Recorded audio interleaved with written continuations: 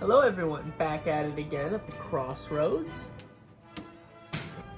We're here, keeping with the theme of the last video, with a gift to me. This is my Affinity deck. That was a gift from the person who taught me how to play Magic the right way, Evil Jacob.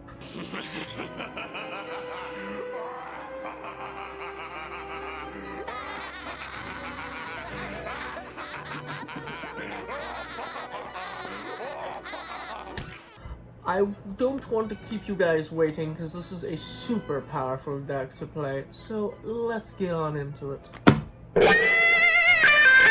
Alrighty everyone, I'm here now with the creatures. I've always considered this the closest thing I have to a robot deck, so we're gonna have to deal with a lot of that in this video. And to start it off, here are my four copies, so we're not playing Yu-Gi-Oh! My 4 copies of Memmonite. Sorry, I mishmashed those words. Righty, so here we are. He is a 0-cost 1-drop. He is super important to this deck because he represents what the theme of this deck is. We spam the field with a bunch of little dudes, and then we buff them up later with our artifacts and enchantments. We'll show you those in just a little bit here, but think of this as the core idea. Free creatures, spam the field, almighty me, go. Alrighty. And now on to the next critter. We have a much better creature than Mennonite. We have Ornithopters. Living proof that the birds aren't real. They're robots. Alright. So this guy costs 0 mana, 0/2 with flying. Great card. That flying is going to make all the difference compared to Mennonite, as we will see a little bit later, as I assure you. This is fantastic. If you open with like 2 of these, a Mennonite in your hand, and who cares about what else, honestly, that's a good day. It's a good day when you see that in your hand. Alrighty. And onward to the next creature. We have 3 copies of Frogmite. The frogs aren't gay, they're robots. And what our robot does is, he is a 4 cost, but he won't be that, with affinity for artifacts. So he costs 1 less to cast for each artifact you control.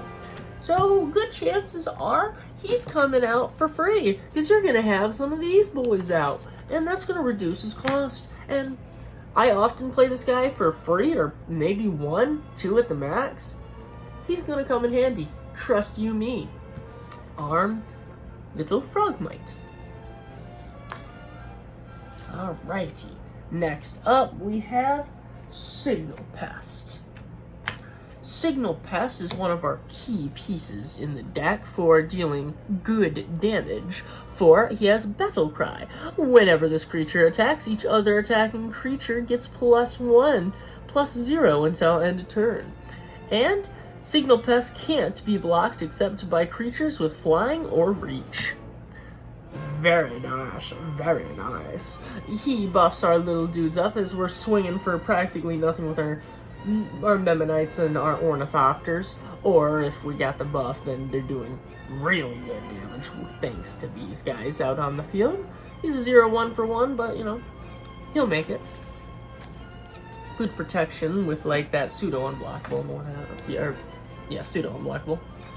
Next up, we have 4 copies of Volt Scourge, and what is going on here?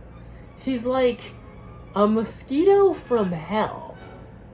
This feels more at home in Dante's Inferno than it does as a robot. Like, he's an artifact. He's evil. I guess he's one of those ones that cost like...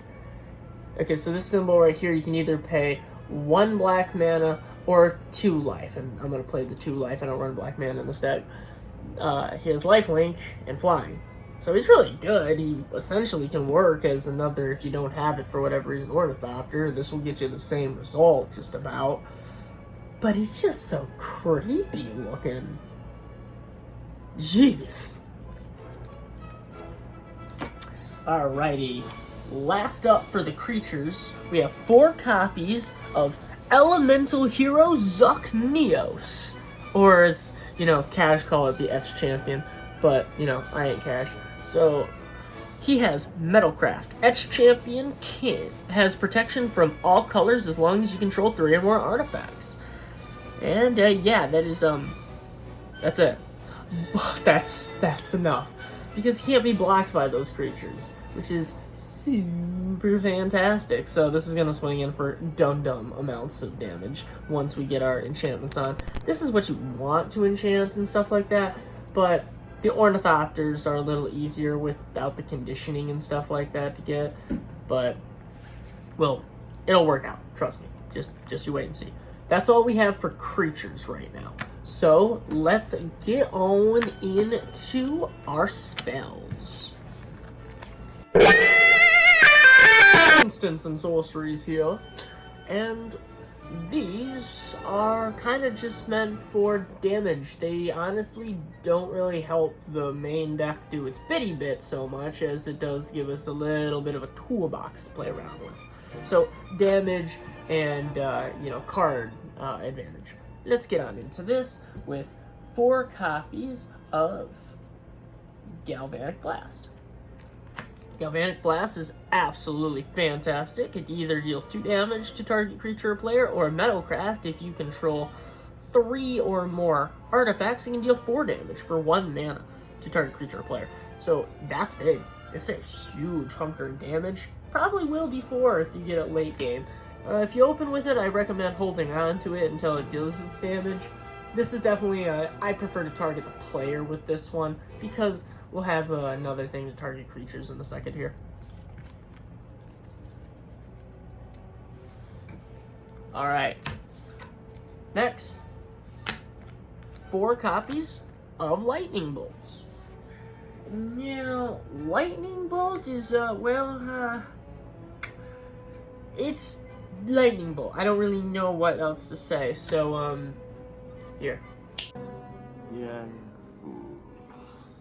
Only now, at the end, do you understand?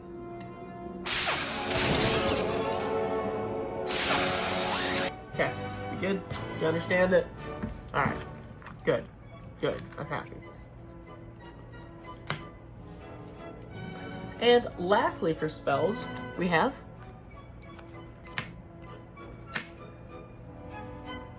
four copies of Thoughtcast. And pretty much what you get to do is you get to go on to Reddit and learn something if you have a computer and draw cards. That made no sense as to what the card actually does, but it was funny to me.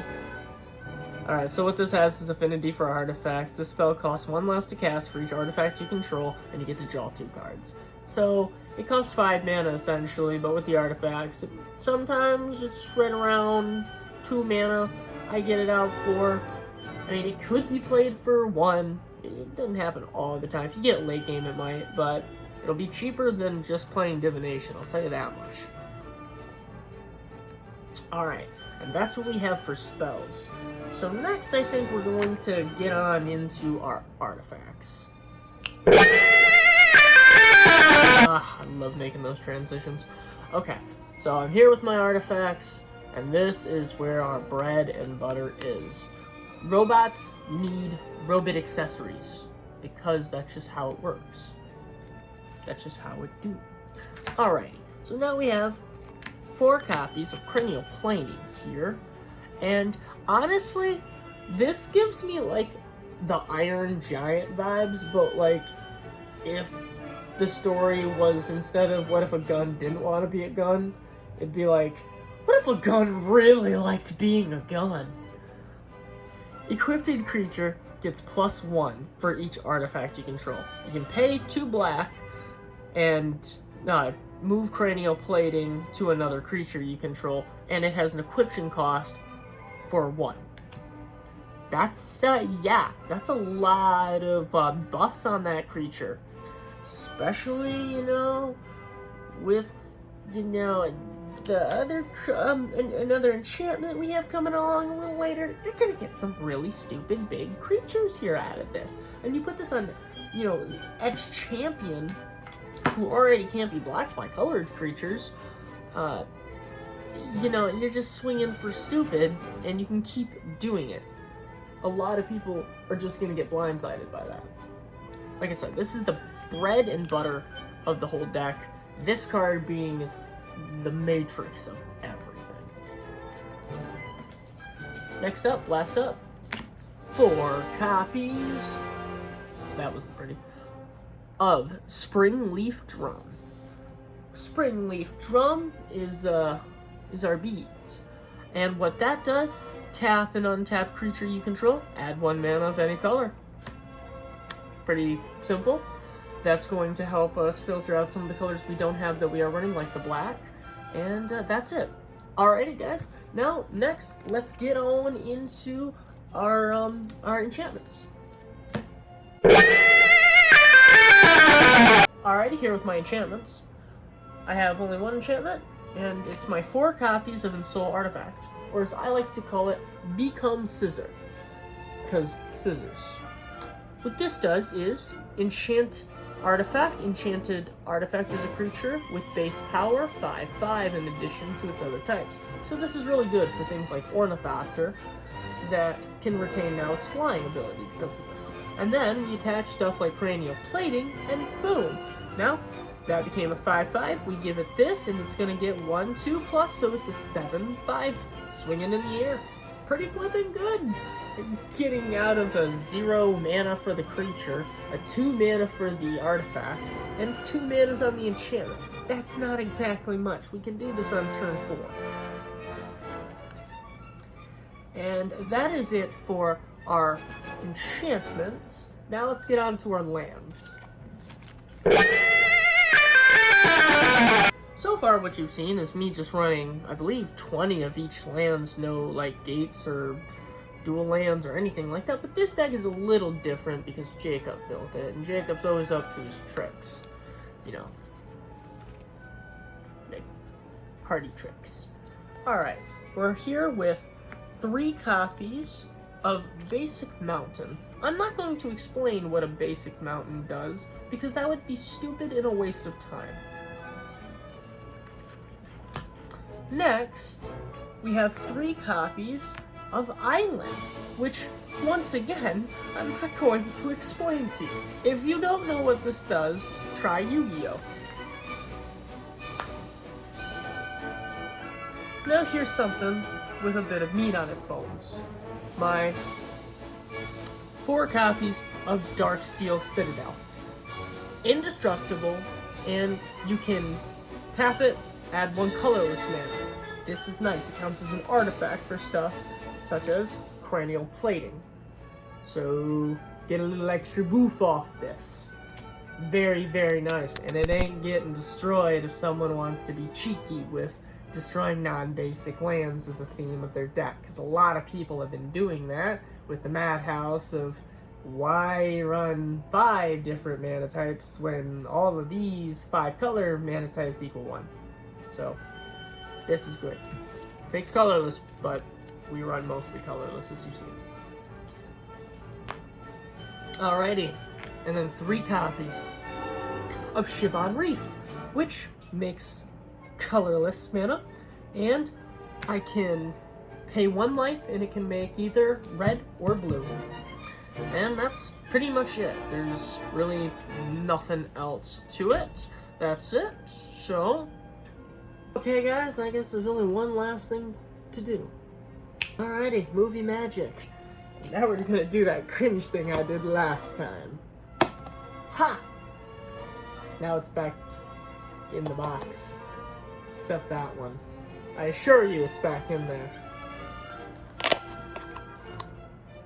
Oh. Oh well, maybe Jake has it again. Alright. I hope you guys have yourself a merry little whatever. I will catch you guys on the next one. Stay indestructible.